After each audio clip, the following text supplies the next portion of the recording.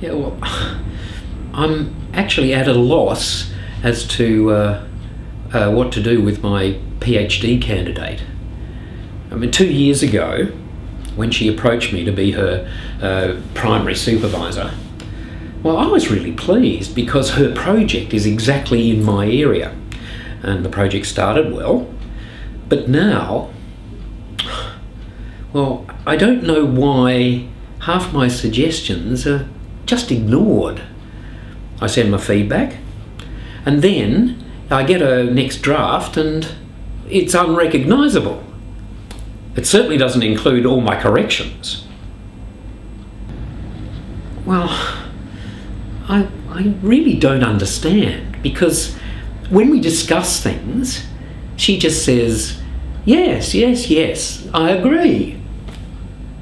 So I can't understand why then she would go away and ignore all that and then produce something completely different. I'm concerned that Jamila's thesis is not up to scratch.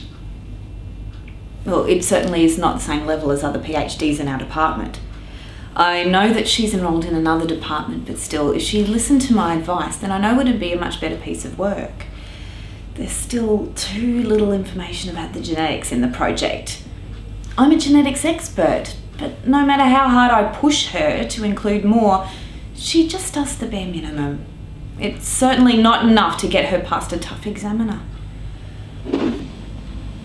Well, I don't know where she gets some of her ideas from.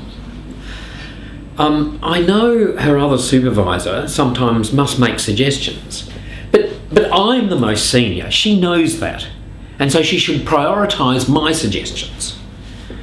At our last meeting, I ended up saying, look, I can't supervise you if you take this approach. She looked shocked. But she needs to only work on things that are directly relevant to her thesis.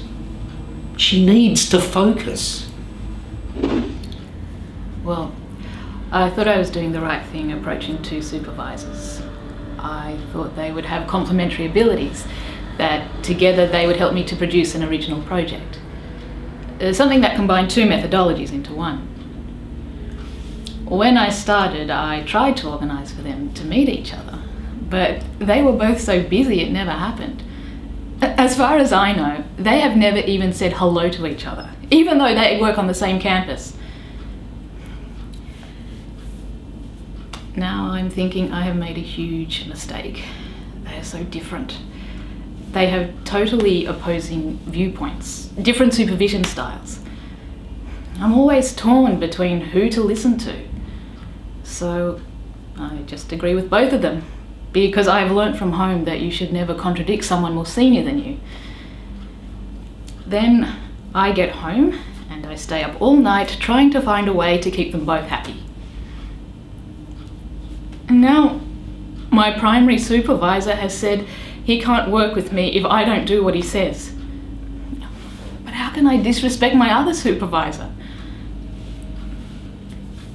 I don't know who to talk to about this. I'm too embarrassed to talk to my supervisors. They are so disappointed in me.